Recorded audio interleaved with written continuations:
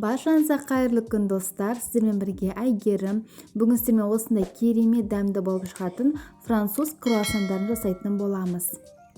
Бұл круассанның ерекшелігі көлемі өте үлкен болып шығады, және қамыры қатпарлы қамырдан жасалатын болады. Өте жұмсақ, дәмді, үгітіліп тұрады. Осындай шоколадный начинкамен жасайтын боламыз. Міндетті түрде менімен бірге болып, каналға тіркеліп, қоңыраушаны басуды ұмытпаңыздар достар. Ең алдымен ыдысымызды алып, үстіне жылы су құямыз, үстіне жылы сүт құямыз. Мөлшерлердің бәрін осы видеоның астына жазып кететін боламын. Қант пен тұзымызды қосамыз.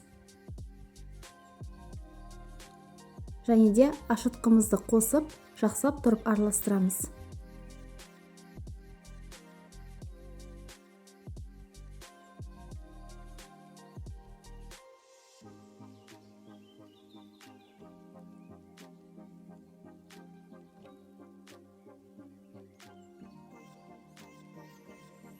Енді бетін пищевой пленкамен жауып, жылы жерге 10-15 минутке қойып қоямыз. Ол бізде жаңағы көтерілуі қажет.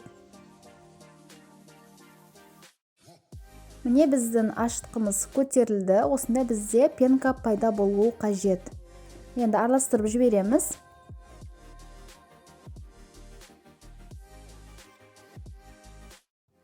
Енді үстіне жұмыртқамызды қосамыз.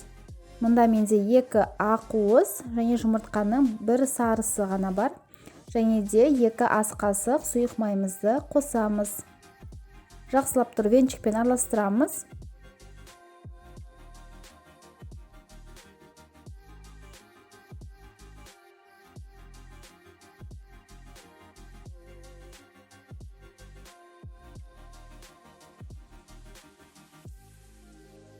Енді міндетті түрде ұнымызды електен өткізіп қосып, жұмсақ қамыр илейтін боламыз. Басында венчикпен араластырып аламын, сосын қолыммен жинайтын боламын.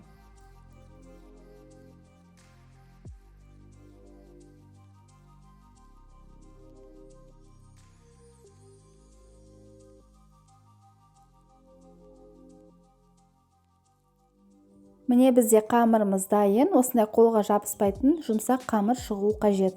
Енді біз жылы жерге бетін пищевой пленкамен жауып, жақсылап көтерілгенше қойып қоямыз.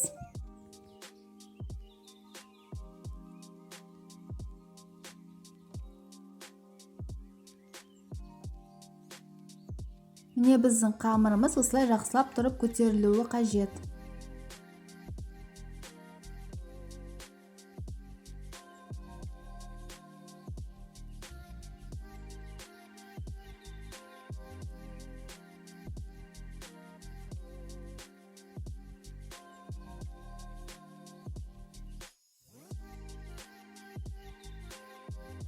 Видеода көрсетілгенде жинап, жаңағы біз қамырымызды осылай 10-12 бөлікке бөліп шығамыз. Және де дөңгелек формасын істеп, бізге ыңғайлы болуы үшін осылай видеодағыдай істеп алыңыздар. Және де бетін жауып қойыңыздар, ол бізде жаңағы қатып қалмауы қажет. Енді осы әрбір дөңгелегімізді алып, жұқа қылып жайып шығамыз. Шамамен 3 мм болуы қажет.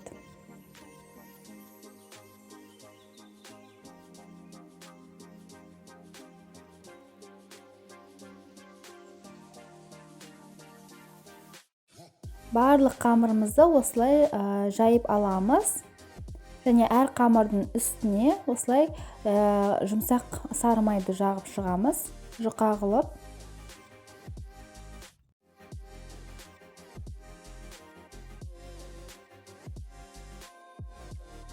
Осылай жағып болған соң, үстіне тағы да бір қамырымызды алып, тағы да сары май жағамыз. Осылай жалғастыра береміз.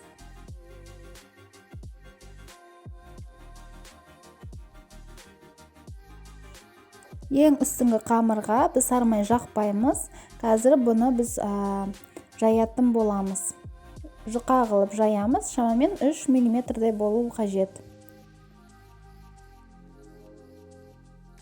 Міне мен жайып алдым. Енді видеода көрсетілгендей кесіп шығыңыздар, сонда сіздердің жаңағы круассандарыңыз әдемі болып шығады.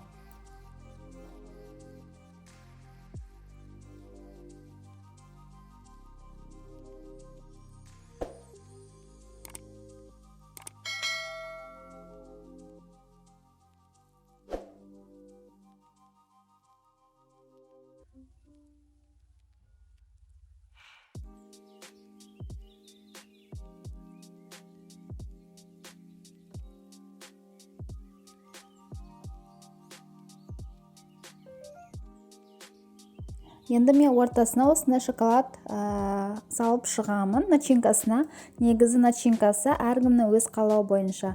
Вареный сгущенка салсаңыздар да болады. Бірақ маған осындай шоколадпен қаттырақ ұнайды. Өте дәмді болып шығады. Енді видеода көрсетілгендей круассандарымызды осылай жинап шығамыз. Круассанның формасын жасаймыз.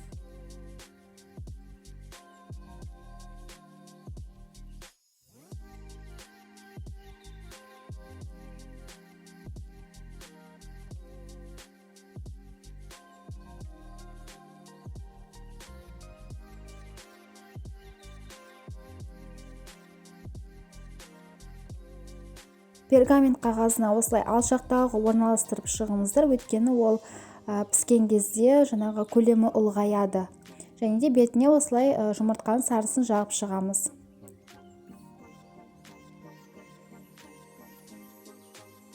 Круассандарымызды қызып тұрған пешке 180 градусқа шамамен 35-40 минутқа жібереміз. Міне біздің француз круассандарымыз дайын болды, достар. Көлемі жақсы болып көтерілді, өте дәмді, керемет болып шықты. Сіздерге 100% ұнайды деген ойдамын. Егер видео рецепт ұнаған болса, лайк, комментарий қалдыруды ұмытпаңыздар. Сіздермен болған Әйгерім. Назарларыңызға көп рахмет.